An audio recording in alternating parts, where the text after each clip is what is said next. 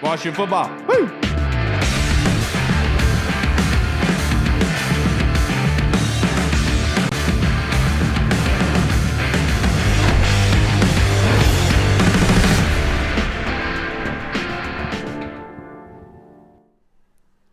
Hello, everybody, and welcome to the Burgundy Zone. I am your host, Kyle, joined by my two co-hosts, Goody and Hall.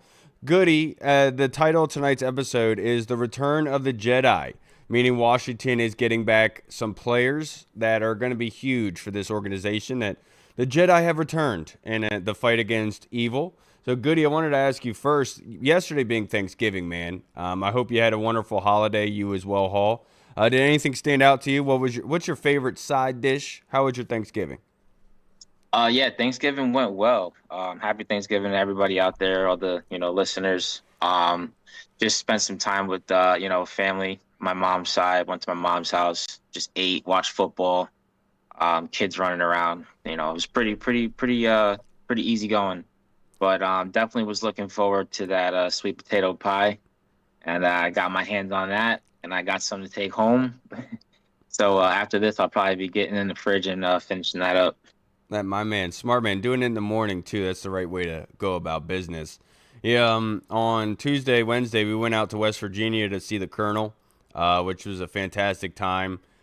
We got an Airbnb because his house getting worked on, but we got an Airbnb on a mountain, and so I was able to go out with my kids and my son and scale the mountain and walk up this, and it's sheer, dude, and he wanted to go all the way to the top, but I was holding my daughter the entire time. So I was like, buddy, I can't do that. Getting down is going to be hard enough as it is. Yeah. But that was one way to be able to tire him out a little bit. And I'll tell you this, man, my mom's sweet potato casserole is phenomenal with the melted mushrooms on top. That's probably my favorite side by far. What about you, Hall? I saw that you guys were cooking yourselves, weren't you? Nah, so like last weekend, my brother came up from Richmond because he never gets to actually come around for Thanksgiving or Christmas or like that because he's always working at the restaurant. Right. But so we kind of did a makeshift Thanksgiving last weekend. We cooked some chickens and stuffing, whatever. Da, da, da, da. So we ate good, drank good last weekend. So this weekend or this Thanksgiving, actual Thanksgiving, I just did the normal routine, which I've been doing for the past couple of years, which is go to my wife's parents' house around 12:30, 1 o'clock, whatever it may be. Eat over there. They always cook. But then this year, Courtney made some macaroni and cheese, and then she cooked a pineapple upside down cake, and both them Jones were bomb. I'm sure they So macaroni and cheese probably my favorite side. Crush some macaroni and cheese. That or stuffing or dressing, as Coach Curl would say. But yeah. So and then after that, go to my mom's house, and she just ordered a bunch of Chinese food. So ate some Chinese food last night.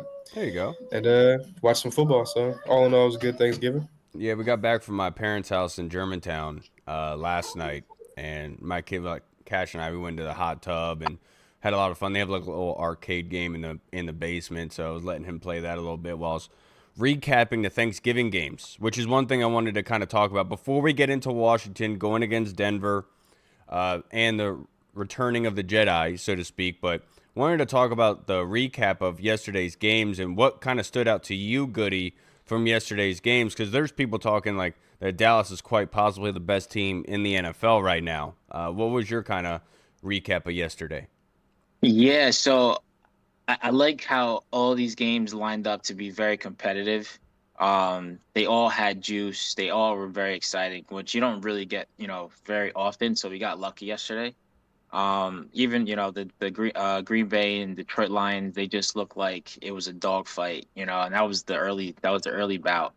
And then you have the Cowboys and Chiefs. The second game, 4:30. Everybody's either sitting at the table, just finished, got a couple drinks in them, they're watching this, and then you see the Cowboys kind of show up and put the Chiefs out. So America was going crazy yesterday after the Cowboys took down the Chiefs. So and then last night, I mean, Joe Burrow's back, right? And then you got Lamar Jackson. The Ravens have been on a winning streak, I think 5 straight since Lamar's been back, something like that. And you got Joe Burrow out there after missing 9 games, and he comes out and he was cool, calm, collected, and just delivered. And that was a good that was a good game to watch at the end with the, I guess, dessert cherry on top. 5 turnovers, Ravens. I Yeah, mean, that was that's just wild. it is wild. It's crazy because Lamar last night looked like the guy who was coming back from a long-term injury, which is kind of And not Joe crazy. Burrow. Yeah. Yeah, because like both of them, their completion percentages were terrible. There at one point, Joe Burrow was at below 50%. But if you're lucky, if you started Evan McPherson at kicker, I'm pretty sure he got you north of 20 points from the Yeah, kicker easy. spot, which is absolutely incredible. But like I thought the Green Bay game was phenomenal. I really enjoyed the entire matchup. You can just see why Josh Jacobs is just that added layer for that offense, that hard nosed running. And it sucks with Detroit. Like I feel bad for them at times. Like they lost Amon-Ra St. Brown during that game, but ultimately I was rooting for Green Bay.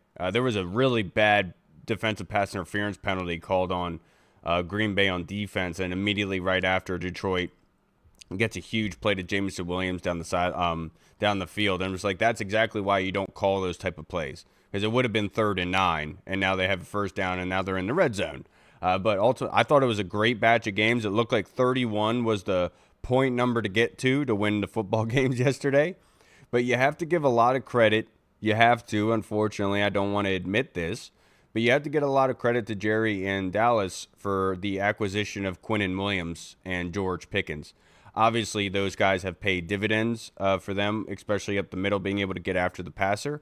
And make no mistake, man, Micah Parsons is a phenomenal football player, man. And that Green Bay team yesterday was what we faced in week 2. Like they Yep. look like Yep. legit Yep. play. And Christian Watson is healthy, of course, and they just find a way to win football games, man. And a lot of credit to Green Bay. I was rooting for them yesterday. I was rooting for Kansas City, of course. I had Rashee Rice in fantasy, and he balled out for me. Got me 29 points. So thank you, Me Rashee too. Rice. Me too. Appreciate it. Yeah, I mean, you guys pretty much hit all the points. That first game was a really good game, as most Packers versus Lions in recent history have been good games since the Lions have gotten like good, say, under Dan Campbell, going back to, like 2022 or something like that. So there's always a good matchup against those two teams, and like you said, that Packers team, they're so up and down. That's why a lot of people say that they're like Super Bowl contenders, but then as soon as they show you a game like this, they'll have a game like against like the Browns or a game against Carolina or something like that, where they just look like a playoff team that's probably going to get bounced in the first or second round. So if they can play consistently like they did yesterday, or like they did against us in week 2, then that's for sure like one of the top 2 or 3 teams in the NFC. It's just every week it comes out which Packers and which Jordan Love are you going to get. But I was, like you said, I was definitely rooting for them. I wanted to. I've always had like a thing, like not really like a thing for the Packers, but I just like for some reason I just like Jordan Love. I don't know. I like ever since they drafted him, I just always been like, I feel like that dude is gonna like be something in the NFL. And obviously, he's showing it right now. But yeah, You have a thing second for fudge game. Packers. Second game was obviously a good game as well. I know a lot of people are hyping up Dallas and saying I know a lot of people are saying they're the best team in the NFL right now. I don't believe that. Definitely, I would say one of the hottest teams in the NFL. I would say they have one of the best, if not the best, offense in the NFL right now. And their defense, I'm not gonna lie, like you said, I don't want to give the Cowboys credit, but Jerry Jones, he's a gambling man, and he gambled on Quinnen Williams, he gambled on Logan Wilson. They got a couple other guys back healthy, like Blandon, a couple other guys, and you're seeing that their defense, well, it's not like very good. They do just enough. They get just enough stops to get their ball back for their offense, which their offense is obviously elite.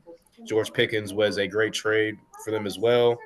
And yeah, I mean, Dallas is doing their thing right now. It's still a long shot to make the playoffs because of that tie and how they started the season. But I mean, like I said, I just like to watch good football, and they're playing good football right now. So it sucks to say it, but hopefully we get back to that. And then the Ravens, I mean, I thought they were going to pull it off and come back and win that division, but it looks like Joe Burrow coming back has kind of swung the momentum back to Cincy. And that's the NFC North. I've been going in on Gavin all season, even though he has ammo to go back in on us right now because Yeah. we're dog shit. Yeah. But I've been going in on him all season because I've been telling him his GM is what's his name, Khan. I'm like, y'all are some con man, y'all some con artists because y'all are y'all are not what y'all really think you are right now. Your record is not who you say you are, and it's coming out the show right now. And it looks like the Bengals might be surging to win that division if Joe Burrow can stay healthy. T. Higgins comes back and can do his thing. They're definitely going to be able to put up some points. So yeah, all in all, I mean, the last game was kind of like, yeah, but still a division game, so you can't really hate on that. But all in all, some pretty good football to go with a good Thanksgiving. Yeah, I think the biggest upsetting part about the Ravens is their loss of identity in the sense that defense was always their key part, right? That they were able to be stifling on defense. Obviously, they had a lot of injuries this season. You can kind of see how important Kyle Hamilton is to that defense. Everything kind of unravels. I know they got Wiggins out there. I know that Chidobe Awuzie is somebody that has really showed up for them at corner. It's just unfortunate. Like you would think that their defense would the Bengals should not be able to convert that many field goals on this Ravens defense, right? Even though they're turning over the football a lot, of course, 5 turnovers in this game. They were scoring on dang near every possession, it seemed like. And so that's one thing where you're like, the Ravens, it's the loss of identity. I said it to a player of mine early in the season, like, Zach Orr better get his crap together, man. Because that defense, they got some ballers out there, and you got to make sure that you're doing a better job for Lamar and company. But Lamar did not make it easy on them whatsoever. Before we get into Denver and the wide receivers returning, what are some of your favorite Thanksgiving memories, Goody? Favorite Thanksgiving memories. So for the most part, we pretty much either go to my mom's house, my sister's house, or my wife's house. So, yeah, it would be hard to say best memory. I think they're all just good, especially when you know that time of the year is coming and you kind of know where you're going. You're just like, all right, cool, this is what we're gonna do for the day. So I wouldn't be able to pick a best Thanksgiving memory. I don't think I could. Oh man, I have so many. It's I was telling the colonel, I was telling my wife, man, yeah, as much as my wife hates to hear it, I miss Turkey Bowl so much. I miss playing football in the morning because like that meal hits different after you play football. It absolutely does. You're so hungry from the workout. You're just ready to grub. You obviously I had like a concussion for the 2012 Thanksgiving Day. Like I took a nap on the couch. I woke up and I remember seeing us up 21-0, and I was like, oh my gosh, what is going on here? And I watched the rest of that game. That was a phenomenal game. That's one of my favorite memories ever. But I really miss playing Turkey Bowl. Like I used to like organize in our neighborhood. At one year, we had like 3 games going on at once. We had so many people out there. And now that was the year. That was like one of the first year I came out when you got me to come out there, and there was like 3 games going on at once. It was awesome, man. Yeah. Absolutely awesome. We also had some bad stuff happen where like people got their teeth hit in and couldn't have Thanksgiving dinner and stuff like that. And but that's football, man. Don't cry about it. It is what it is. But the other one is that's like when I first met my wife was on Thanksgiving. Because I'll never forget it. Like we were at a party. I left my parents' house to go to a friend's house to go hang out and drink, and my wife was there, and I'll never forget, she had like a stain on her jeans, and I remember thinking like, that's my kind of girl right there. Like not overly crazy about her looks and how she looks. She just wants to go out and have a good time, and I really, really appreciate that. It always stuck with me. And then I didn't know it that was gonna be my future wife, but hey, that's crazy. Yeah, that's awesome.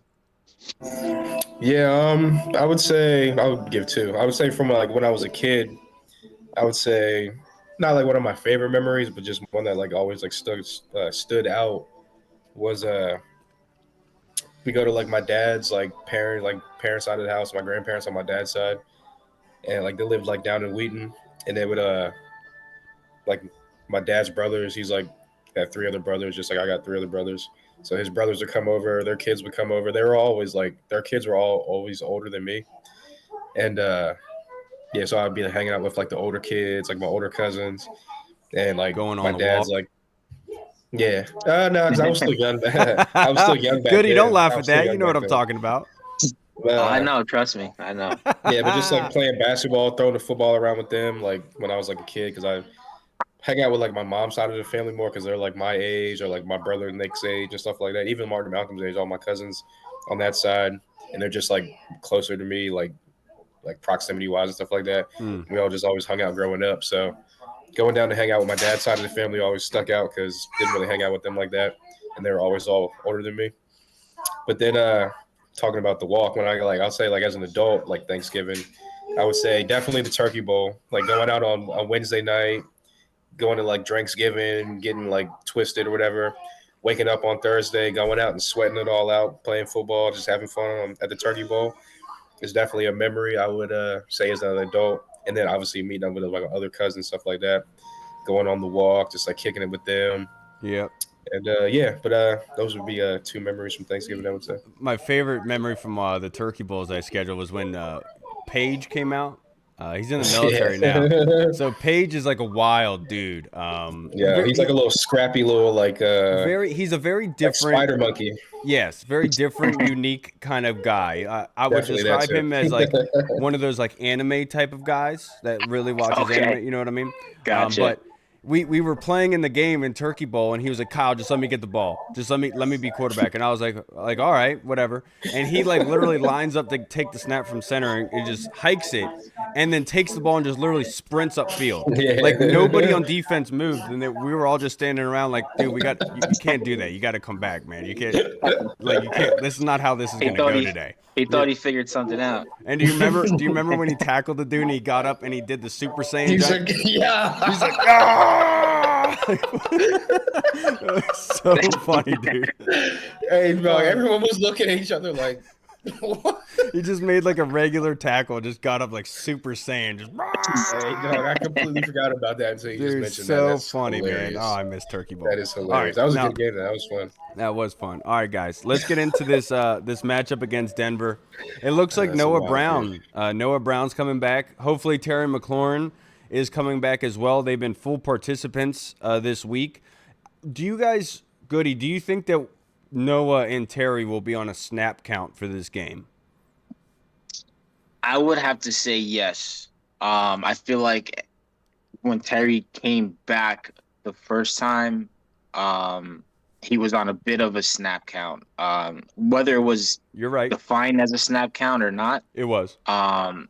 He was, right? Yeah. Yeah. Okay, so yeah, he came back on a snap count. He wasn't out there as frequently as you would like throughout a drive. So I would assume the same thing. Yeah, because I remember seeing people complaining, like, why isn't Terry out there? If I think it was a 3rd or 4th down. And I said at that time, it's probably because he's on a snap count. Yeah, it was noticeable. It was definitely noticeable. You know, you're all fired up to have him back in general, right? And then you're kind of like watching each down. You're like, whoa, where is he? And then you see him sparingly. But I would assume so, being on a snap count, especially Noah Brown as well. But even with that being said, I do look forward to a significant increase in production from both of those guys. I don't expect it to be a slow and steady kind of ascension. I feel like they're going to come out and deliver right out the gate. I'm with you. For the snap count, I'm not really sure, guys, because going against Denver, right? Denver is number 1 in the red zone on defense. Like, their defense is phenomenal, dude. They're 3rd in points per game allowed. They're 3rd in rushing yards, 5th in passing yards, and they're 1st in 3rd down conversion percentage defensively. So their passing attack, we all know about Patrick Surtain and how he can just take somebody out of the equation, right? Well, if that's what the case is, then I could definitely see this being the Debo type of game, Zach Ertz type of game, because you could almost use Terry as the decoy just to take Patrick Surtain out of the equation. And it's not like you could sit here and say, well, let's run the ball heavily, because they come into this game 3rd in rushing yards, only allowing on average 88.5 yards per game. So I will look at this and say, I'm not sure if I really even need to have Terry on a snap count, because he's going to be just doing cardio for the entire game. Do you know what I mean? Like, because of him being on Patrick Surtain, and if Marcus Mariota is playing in this game, I'm not sure if I want Marcus throwing it up to Patrick Surtain and this defense, right? Like, I just take him out of the equation and let's operate underneath and be able to attack the other side. But I will also say that Noah Brown is obviously the one that needs to be on a snap count.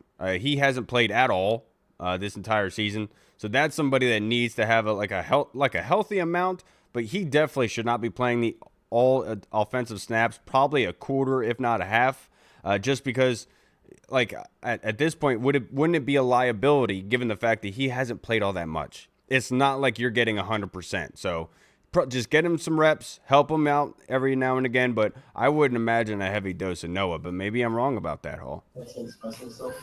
Yeah, I would probably say that they will both be on a snap count. I get your point about they might not even have a lot of offensive plays to be on a snap count because his defense is so good. Yeah. They force a lot of 3-and-outs, number one defense in the NFL.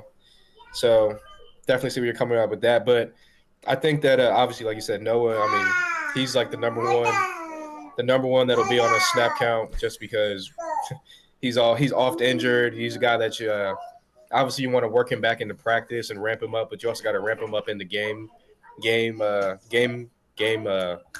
speed as well.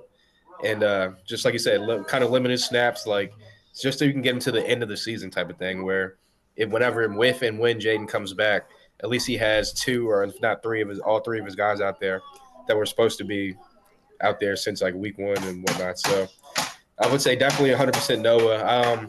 I would say probably Terry as well, just because. I'll say Terry just as well because you saw when he came back in the Kansas City game, they were trying to keep him on a snap count. They wanted to work him back in, get him back up to game speed and whatnot. But I know he said that he feels better than when he came back in that game, or I guess it was the Oakland game. And I think he said he clocked like 20 miles per hour coming in and out of his breaks or something like that, or running one of his routes. So he definitely seems like he's back to the Terry that we all know and love. But this coaching staff has been known to be on the more cautious side of things with their players. So I could definitely see them like saying like, hey, Terry, we know that you feel well. You say you feel well. You feel great. You can open it up, but let's just keep it cautious. Again, we want to get you to the end of the season healthy so that you're going into the offseason healthy as well, because 2026, obviously we all know is going to be a crucial turning point for this team. So, yeah, I would say that it's not going to be a snap count like it was when he first came back, but I do think it'll be somewhat of a snap count. Yeah, and I was talking to Colonel about this with in regards to Terry, because we got into the whole Adam Peters contract negotiation that happened in the summer. And I was like, look, the one thing that Terry does not get a lot of credit for is everyone remembers the deep balls, right? Like, but one thing he doesn't get a lot of credit for is his running over the middle, where he does catch footballs and he takes some licks, dude, and he holds on to the ball. Like, he extends a lot of third downs, and that area of Terry's game does not get a lot of respect and acknowledgement. And it's a reality that he is somebody that you can depend on, and this team obviously has missed vitally. It's just based on him coming back from this injury, I don't want him taking a lot of contact. I want him being that decoy just to open up that space just a little bit more for this offense, north and south, to help you out a little bit and let him get a workout in, back to game speed, like you kind of said. Yeah. Goody. And it looks like Will Harris is going to be back for this game as well. And right now, Washington coming in this game defensively. We're 24th in red zone, 28th in points per game, 27th in rushing yards allowed, 29th in passing yards allowed, and 23rd on third down conversion percentage defensively. So with the return of Will Harris, what do you expect from this defense with Dan Quinn calling the plays? Yeah, I mean, I think honestly it can't be any more perfect timing, right? Right. We saw what this defense turned into after we lost a lot of key players, not just Will Harris, but a lot of the defensive end, the edge. We lost a lot of bodies on defense, but we saw the decline that this defense took over that, I guess, 7 to 8 weeks. Joe Witt, gets demoted. Dan Quinn steps in, and we're looking. The eye test is already better. Just with Dan Quinn as the defensive coordinator calling the plays. That's still with men down, still with a lot of men down. The piece of adding Will Harris back, which is very exciting because it was kind of an underlooked acquisition this offseason. And I think his role was defined in terms of what they had intentions on doing.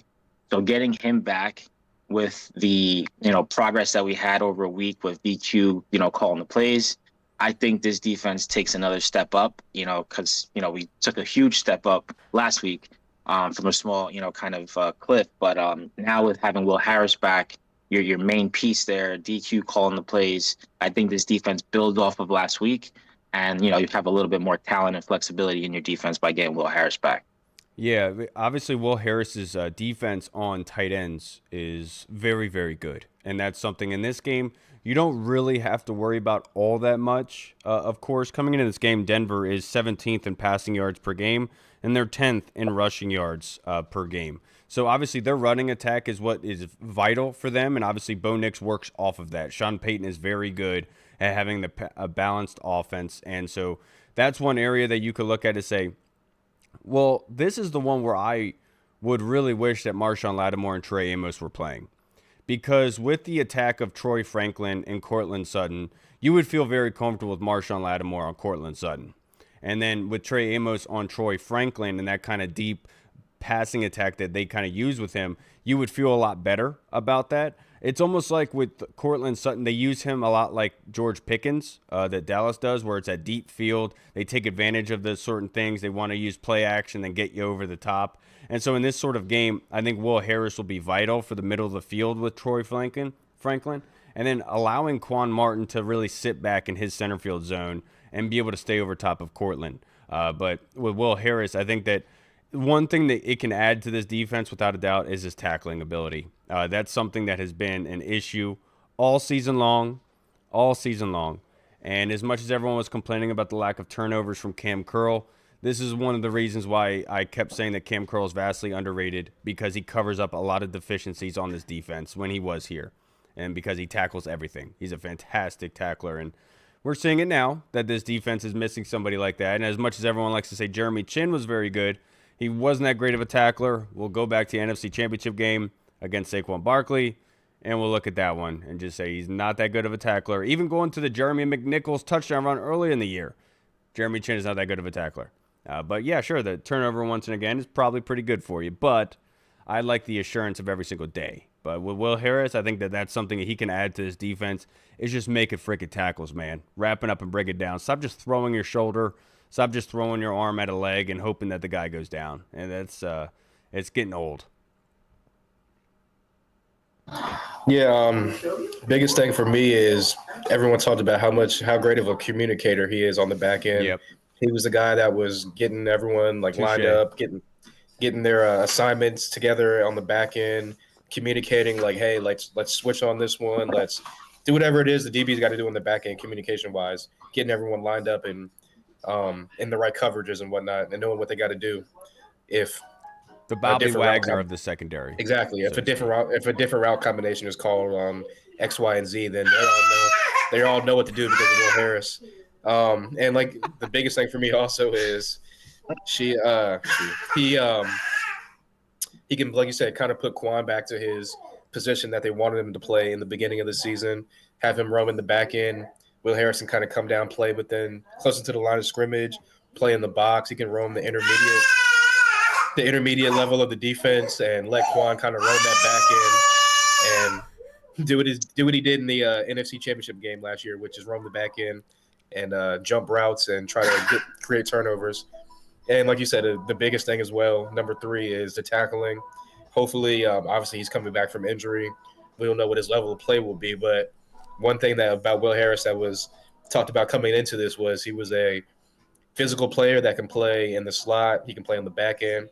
He can play at the line of scrimmage in the box. So versatile player, but he was also talked about as a great tackler. So let's see if he's, like I said, working back from injury and see how he comes out. I know he's going to have a lot of energy, and he's trying to play with his hair on fire. So hopefully he doesn't get too overhyped to start missing tackles. But yeah, I think that, like you said, him covering Evan Ingram is going to be huge because Evan Ingram's a athletic tight end that can kill you in the middle of the field. We know about him all too well.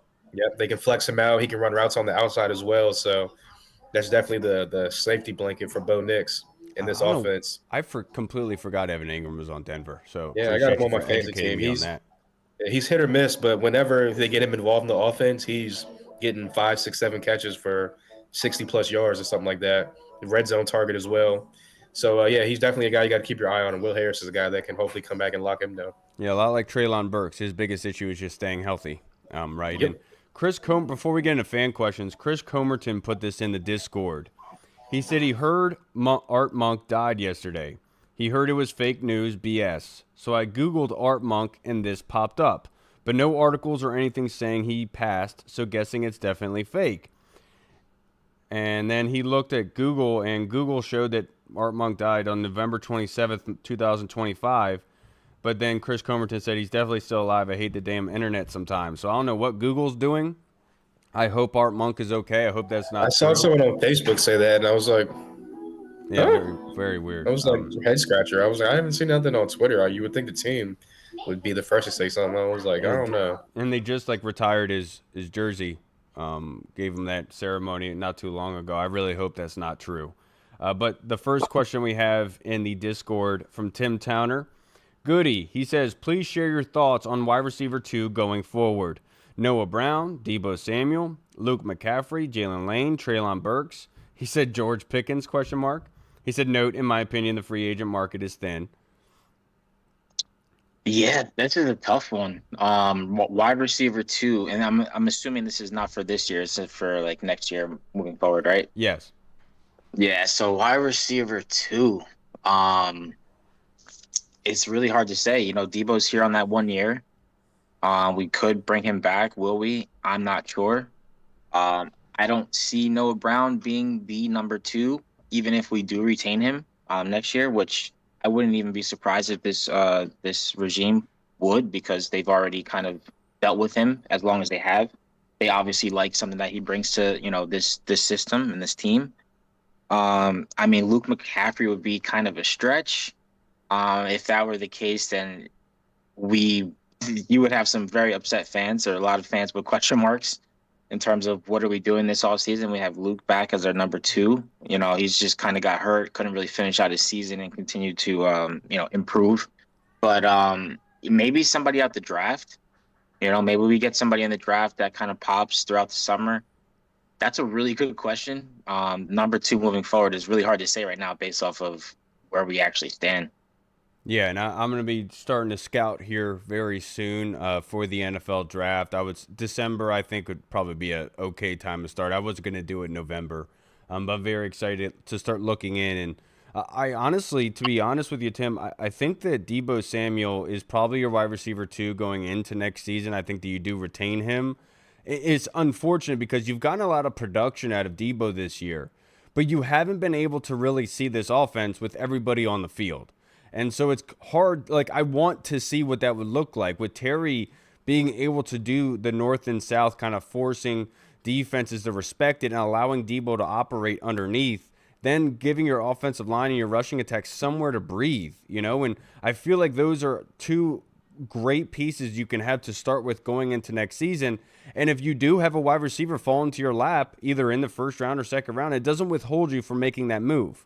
And so I think that going in with Deebo, regardless of wide receiver 2, is the way to go.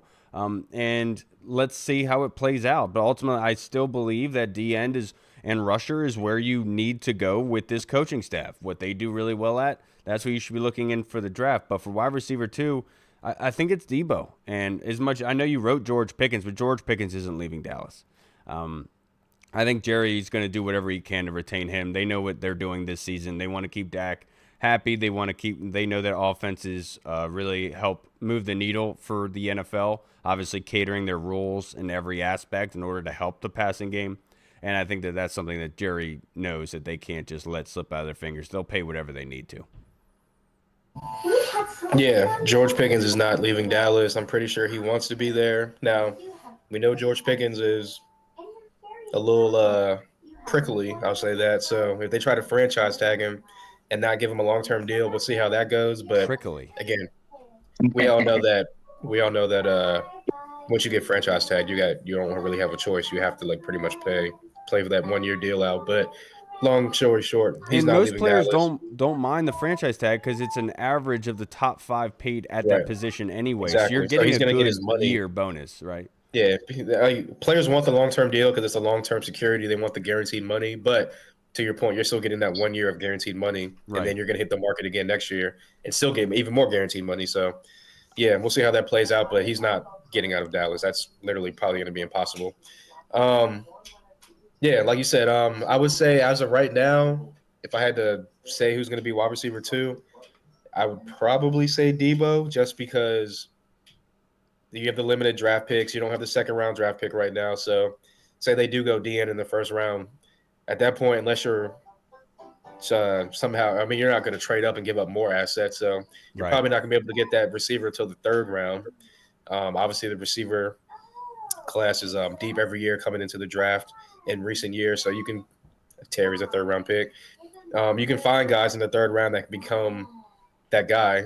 It's just obviously a little bit harder than first round guys. I think George Carmy put out the recent first round and second round receivers drafted, and most of them are top 15, top 20 studs in the NFL right now that are true legit number ones. But yeah, I would say that Debo would probably be the guy. There's a couple of guys who are going to hit free agency. I know Jacoby Myers is a guy that I'm looking at. He's a great possession receiver, would be a great opposite to Terry. He can work the middle of the field. He'd be a Pretty great good. replacement for Noah Brown. He has that Yep. height. I was just going to say a great replacement for Noah Brown. He's a guy that can give you good run after the catch as well. And we'll see if he leaves Jacksonville because they gave up whatever draft pick it was to get him down there. So let's see if he leaves. But another guy's Rashid Shaheed is up in Seattle right now from New Orleans. He's going to be hitting free agency. He's kind of a wash with Terry because they're both kind of downfield, stretch the field guys, like downfield threats. So, but again, my whole thing is Jaden Daniels has been at his best when he has two guys on the outside that can beat you downfield, one-on-one, beat man coverage, get vertical, and stretch the defense out for open up the middle of the field. Right. So yeah, I would hope that it would not be Luke McCaffrey. No shade to Luke, he's definitely developing. But if you're going into next season as Luke is your number two coming off the injury, not really showing and proving that he can like be that true number two wide receiver, he can definitely be a great number three, number four depth guy and keep developing. But if you're going into the receiver as Jeremy Lane or Jalen Lane, Luke McCaffrey, guys like that, Chris Moore, if they bring him back, there's definitely going to be some proverbial guns drawn on AP about that wide receiver room. So, do you think there would be any bitterness in a wide receiver contract extension this offseason with Debo, based off of last year's shenanigans with Terry? Debo's in the point of his career where he's only going to get 1 or 2 year deals at this point, maybe like a 3-year deal, but like only 1 year of guaranteed money type thing. So what Goody is saying is, do you think I know like Terry would be like, hey, you so quick to give him a contract, but you made me draw it out type thing. I said this in August, man. Yeah, I mean, look, I'm not going to say Terry's been salty, but Terry's definitely been he's not been seen as much as he used to be seen before this whole contract thing used to play out. I'll say that. So obviously NFL locker room, there's egos to go around. They both came in the league at the same time. They seem like they are friendly, like each other, and I don't think that Terry would hold it against Debo because it's a league thing. I think he would definitely hold it against AP in the front office. But I think Terry's professional enough to like where once he gets in the locker room, once he hits the field, I'm not worried about all the other stuff. I'm just going to come out here and do my thing, put up and whatever. But yeah, that could definitely play a weird dynamic in the locker room. I would say that's definitely a good question. It could, if there is no communication, Goody. Exactly. If you're actually communicating to Terry to say, I know how it handled last season. This isn't about favoritism. This is actually about running it back with you fully healthy, with Debo healthy, with actually being able to see what everyone can do. I think Terry would handle it a lot better. But if you don't have that communication, which led to the issues over the summer, then yeah, there will be some underlying kind of issues that you don't want to have grow, like Stranger Things. You know, there's a beast growing in the damn basement somewhere. We got to go find out where the hell he is. Like, this is like, you can't allow that sort of thing to happen. You want this to be a happy situation going into next year, knowing this is not how the year went for you this year, how you wanted, but fixing those wrongs. And you have to have constant, great communication. Now, but that's the crazy thing about like how they're going to approach this free agency thing, because they're going to have to start giving out 2-3 year deals to players. They can't just keep doing the 1 year deal type of thing. So obviously everyone knows they gave Terry basically a 1 year deal, and it's kind of like going forward. It's kind of like we can move off of you after 2027. Yeah, option. That's what I'm saying. They have options after this year. So if they bring in a guy like Jacoby Myers, not really break the bank for him, but you know what I'm saying? Like give him a multi-year deal and X amount of guaranteed money. That's a good question. Is Terry going to be looking at them like, you brought someone in from the outside, gave him X amount of money, multiple year contract? a little bit younger than me, obviously, but like, come on. So yeah, I mean that's why I'm like, they don't really they kind of they're in a bind right now because they need a defensive end, like a dominant defensive end, but they also need a wide receiver that's going to be here and build with Jaden to be the future of this franchise going forward. And normally those guys come in the first round more times than not. So it's like Or 6, 7. you have a good thrower of the football and you match that with great talent in the middle rounds. We've seen that with Puka. You see it with George Pickens as a second rounder. Jaden Higgins was a second rounder. Jalen Noel was a second rounder. Devontae Adams was not Devontae Adams when he came out in the draft. I remember our Packers friend Chris Bernard That's a good point. No, that's a good point. disliked Devontae Adams, thought he was not very good, and I was like, dude, I have him in Madden. I picked him on the fantasy draft. He's a baller. And then come to find out, he's one of the best wide receivers in the league. There's a marriage between quarterback, scheme, and being able to make everything work. Now, the next question we have submitted, Goody, this is from Deluxe. On this holiday weekend, what are you thankful for in regards to the team we all love? It's okay. I'll go first. I'll go first. All right. I'm thankful for the pain of this season to know that I'm still alive. You know, like Reed would say. I'm thankful. I would be thankful if we had more 1:00 games this season because we got another night game coming up, and I just want my 1:00 Sunday game. But I'll say I'm just always thankful for Washington football, Burgundy and gold, win or lose. This is my favorite time of the year. Sundays are the best. Kick back, watch my boys go to war. So I'm just thankful to be able to watch them get through it. It's not the best season right now, but hey, we'll be back again. So thankful for that. Yeah, I'm thankful for the community that we have. Like the boys in the Discord. With everything going on with this podcast, like off the field, so to speak. Those guys have really been consistent in helping us being able to continue to have a show like this, right? Like the Colonel continuing to watch. You got Deluxe, Tim Towner, Chris Comerton, all chiming in and helping out, and it's really I'm really thankful for the fan base at times because there's a part of the fan base that just makes everything so frustrating in regards like you could like there was a week where everyone was complaining that we could have had Kendrick Bourne, right? Like where has Kendrick Bourne been the past 2 or 3 weeks, right? You haven't heard anything, but nobody's saying that anymore. Like it's just it seems like everyone on like especially on Twitter, whatever is the hot thing, they jump all over it. And like that's the hot thing and then they forget about it. And then it's gone. And there's another hot thing. Oh, this guy's blowing up. We could have traded for him. And it's like that sort of thing gets you angry and frustrated. But our community really is awesome in the sense that everyone's very even keel. They help you out a lot. They're very smart. Like Deluxe has a voice for podcasting. He swears he can't get on video, which I find hard to believe given that Reed has shown up on video. Can't get much uglier than that. But like there's very smart people in our community, even like with Deuce, Red Zone in the Lab, like phenomenal people. And it really makes it all worth it in this whole traveling of whatever this damn season is. It's been hard. It's been difficult, but I'm thankful that I am a Washington Commanders fan. As the 20, 30 years has been difficult, I'd rather go through the hard stuff, go through really bad difficulty than being a wish-wash fan, just not being okay with losing randomly. Like that's what loyalty is. We have a very loyal fan base, and that's what I'm ultimately thankful for. And I'm thankful for Josh Harris buying this team, to be honest with you. Yeah, I am thankful that we finally have a franchise quarterback, for one, because it's been literally my whole entire life that we've been searching for a franchise quarterback. Definitely thankful for, like you said, the community, the whole Washington fan base. Even though I get like the whole, we should have signed that free agency, we could have signed that free agent. It's called free agency for a reason because the players are free to sign wherever they want to. So, I mean, I get it. Like, they could have got that guy, but like, it's the player's choice. That's why it's free agency. But yeah, I'm definitely thankful for the whole like Washington community. Like, I mean, even people on Twitter. I love the whole like Washington community on Twitter. We can be a ridiculous bunch more times than not, but we showed last year that when things are going right and when we're winning, we all kind of come together as one and back the team.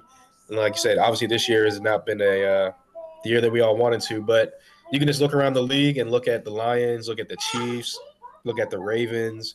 The Bills are hanging on by a thread. The Bengals are outside the playoffs right now. There's good teams and good quarterbacks all throughout this league that have had adversity this year, and might miss the playoffs. So just take a deep breath, everyone. I know that like last year, we all wanted to build off last year. I mean, hell, I've never seen this team go to the playoffs back-to-back years my entire life. I just want that to happen once or for 2 years in a row. I just want that to happen.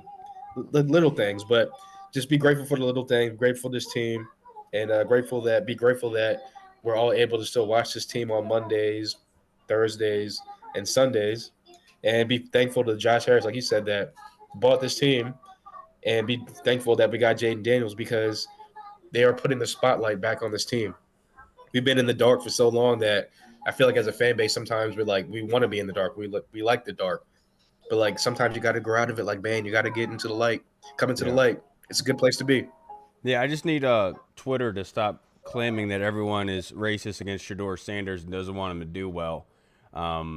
It's honestly ridiculous, in my personal opinion. Like, the NFL is all about making money, and you make money by winning games.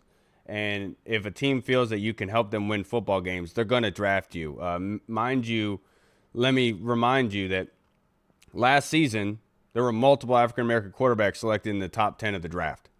And that is all based on wanting to win. And a lot of these teams just didn't feel like Shedeur Sanders offered them the ability to win. And so is Kevin Stefanski probably not like Shedeur Sanders? Probably not. Probably not. But he's not going to sabotage his job as a head coach to be like, oh, I'm not putting him in even though he gives me the best chance to win. I'd rather get fired than do that. Like, no.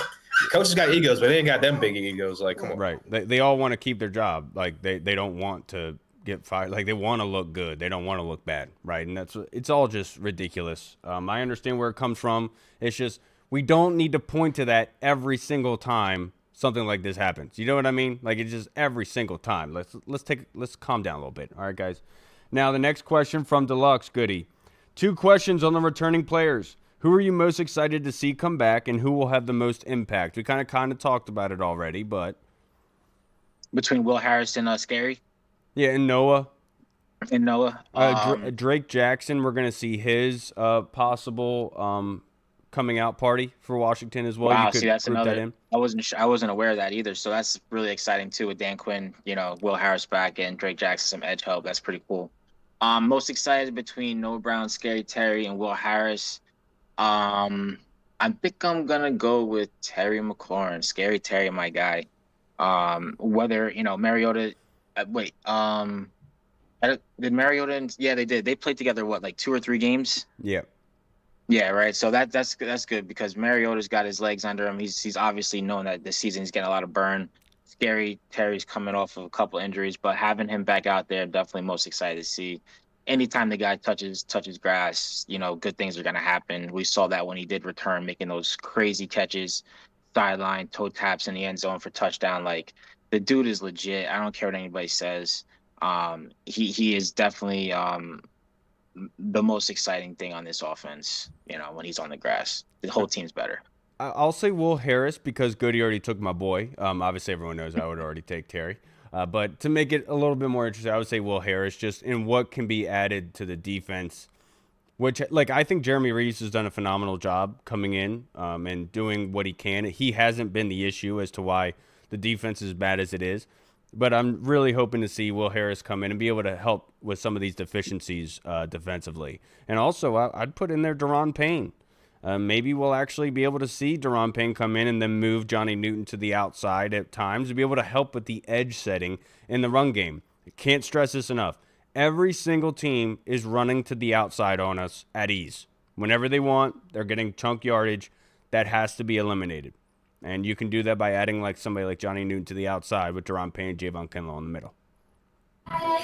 Yeah, and that's why, I don't know if this is 100% playing, but I'm just going to kind of assume, just like Will Harris, 21-day window opened up, full participant in practice.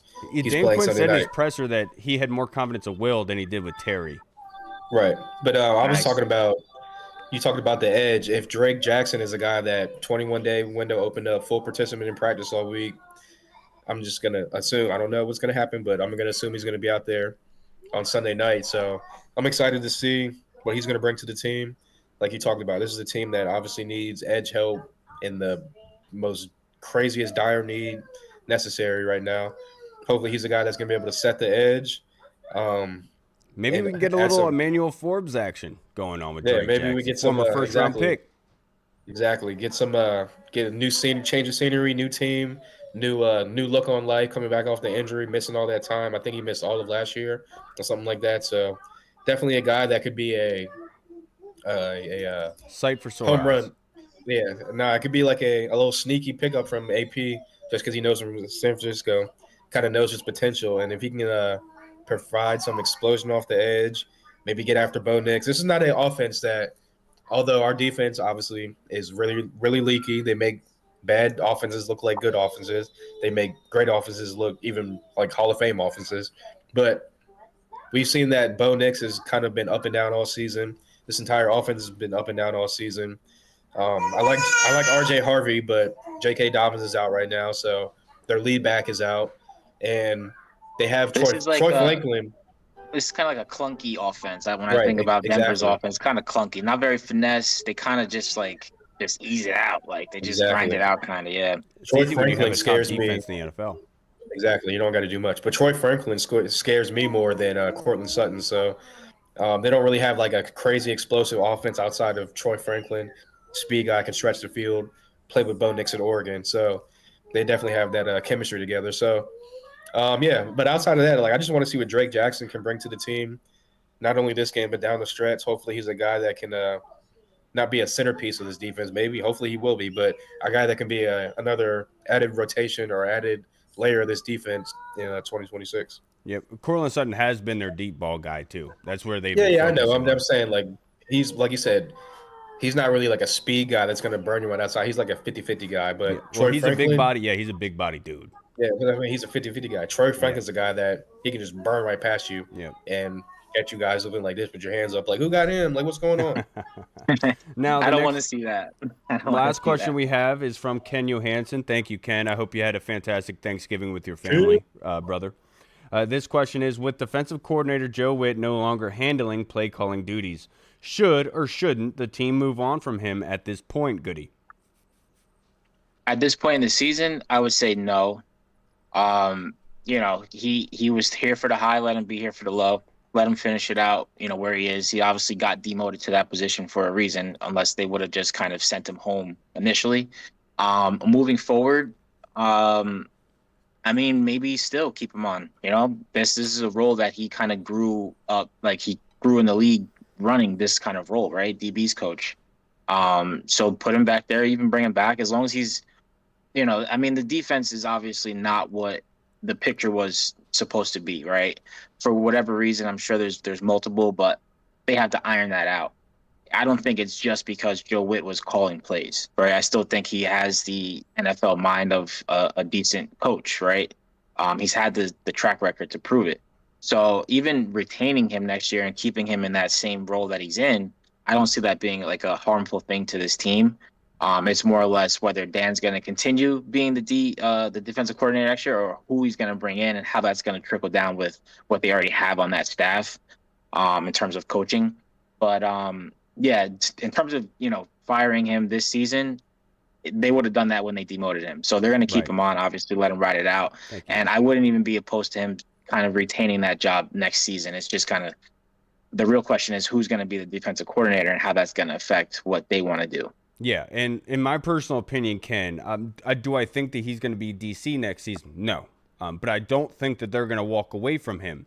Joe Witt is a very good secondary coach, and I know Donatel is there right now, and I'd be willing to say, was Donatel being overridden by Joe Witt in his teaching of what happened with the secondary this season? Because you can make the argument they had some quality pieces back there, and they just were not producing whatsoever. It wasn't until late that Trey Amos and Marshawn Lattimore were out. Obviously, Will Harris was a big issue, but if losing one safety at strong is going to literally unravel you would expect to see a little bit more production out of the defensive secondary. You can make the argument about edge rusher being a huge point on it. The linebackers, I get it.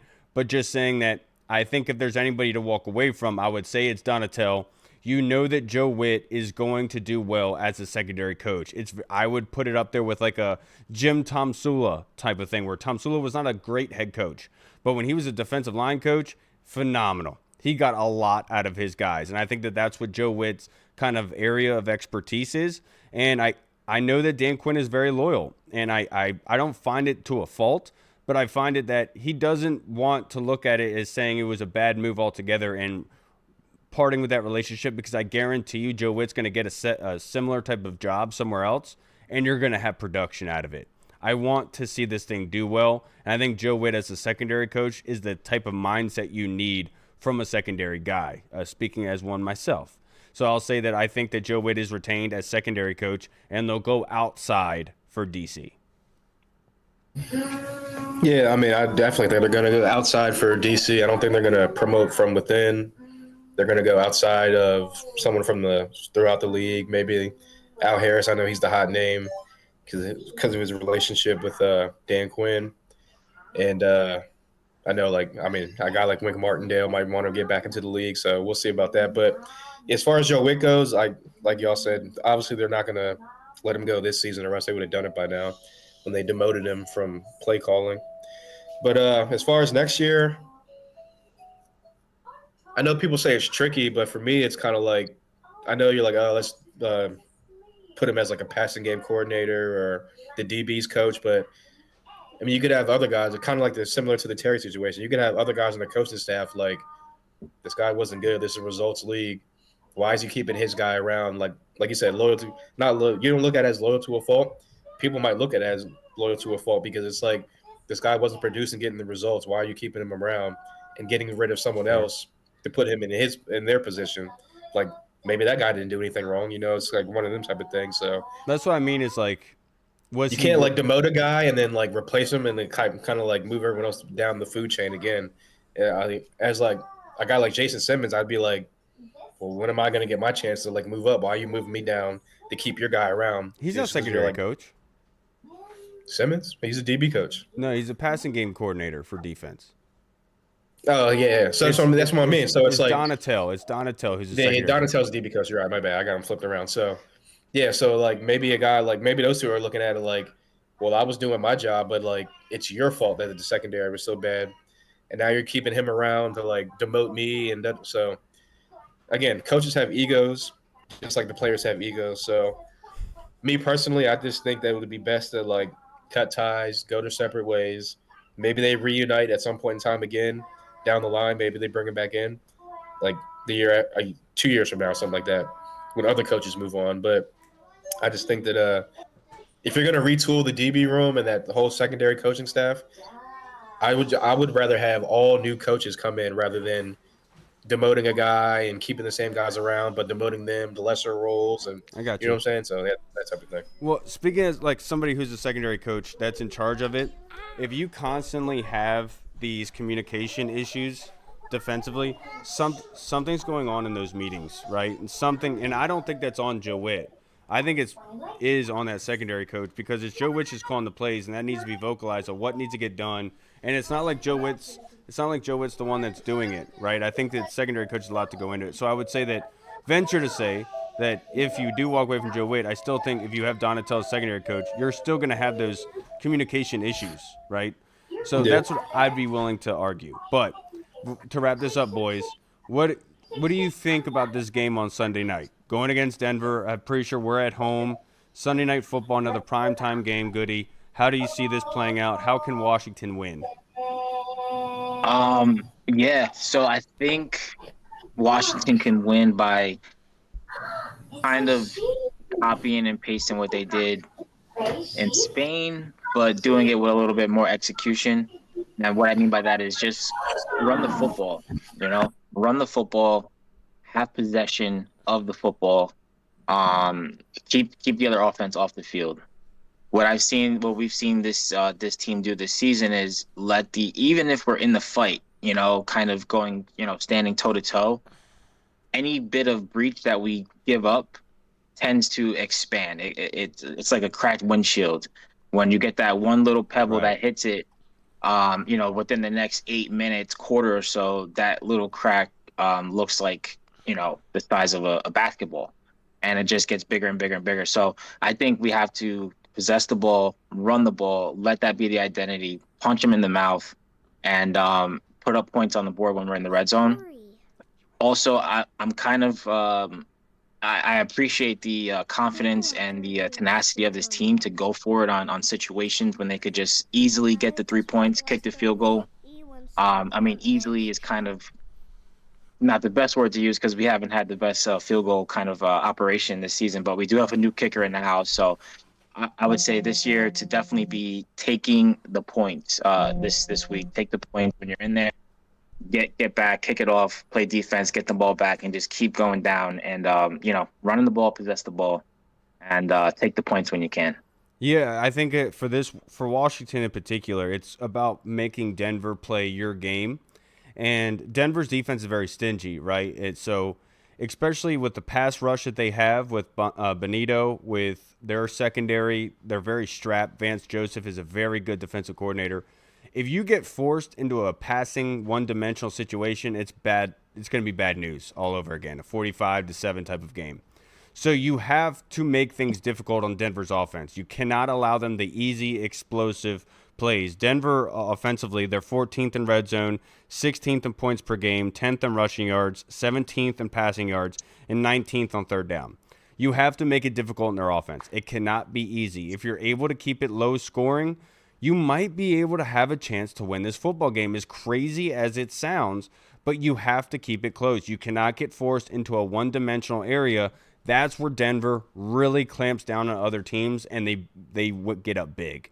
Because when in that situation happens, they're able to run the ball well. That's when their play action works off of it, and Bo Nix does his magic just to be able to get them enough points to win and separate themselves. And especially with Washington defensively, the big plays have been an issue all season long, so you have to make it hard on them. Force them to kick field goals. If you're able to do that in the red zone, you have a very good chance in this football game. So keep it close. Make sure that your play action attack is able to be productive. And I know that that's the name of the game for everybody, but the running of the football has been an issue so far this season. And with that pass rush, if you're able to utilize your running game a little bit more, that can help you and go a long way if the game is close, especially with the guys you have coming back. You might be able to rip something off here and make something happen. Look, as much as everyone wants a higher draft pick, I still want Washington to win. And that's how they do it, is keeping it close, making them play your game, and not allowing it easy on Denver's offense. That's how you win this football game. Yeah, the way to beat a really good defense with your offense is to run the ball, keep yourself in second and third and manageable, and keep those chains moving, possess the ball, tire the defense out with those 7 or 8 plus play drives. Keep that defense on the field as much as possible. Like I said, tire them out so that they're not as aggressive as they usually are, because that's a really aggressive, really good defense. Like I said, number one defense in the NFL. If not, they're definitely top 3. I will say this is a perfect game to have Laramie Tunsil for, going against Nick Benito. Exactly, Obviously, they're going to work him over Josh Connerly at times, but just saying. Yeah, definitely. And you got to run the ball. You got to be able to possess the ball. You got to let that – they're not an explosive offense, so you can't let their non-explosive offense become explosive and beat you. Like you said, defense got to let them play into their game, like I said.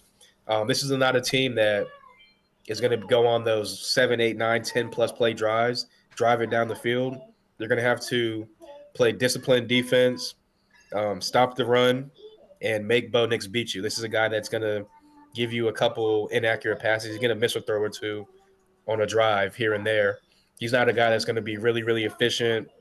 Sean Payton doesn't really push the ball down the field with him a lot unless they got the run game going and they can work that play action game. That's when really Bo Nix is really dangerous and really looks like a top half of the league, top 10 type of quarterback.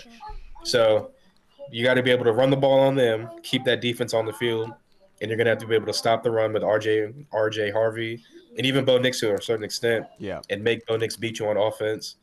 And yeah, like you said, just don't let them get too explosive on you. Keep it close. And when you get down to the red zone, unlike like you did in Spain, Miami, you're gonna have to convert in the red zone. I know we were number 2 going into that game in Miami, so We're still that second was in the league in red yeah. zone. So that was if you want to call it the anomaly of the season right there.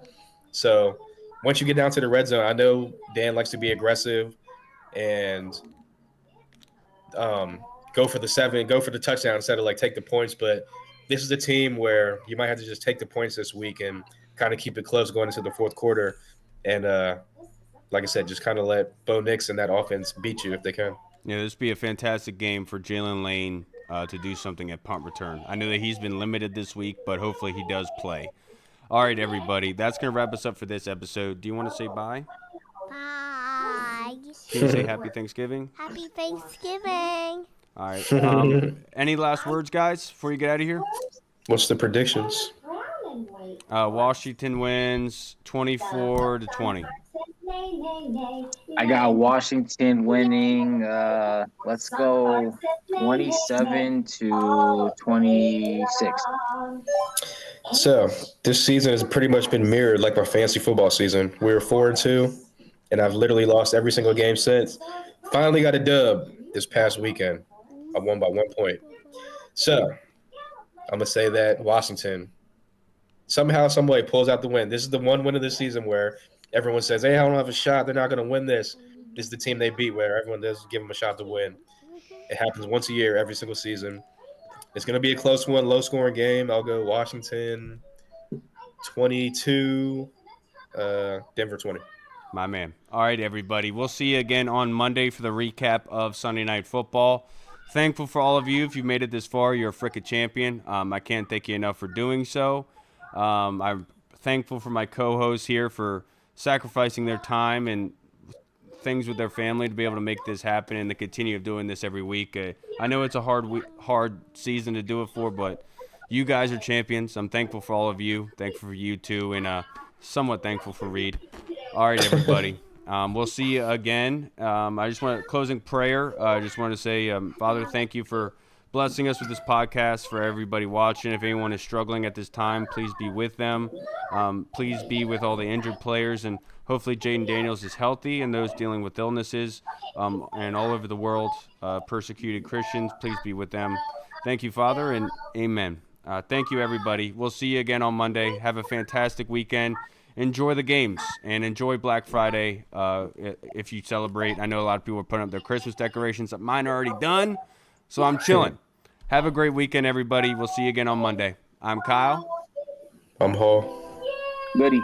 You want to say something? I'm Catch. Bye-bye.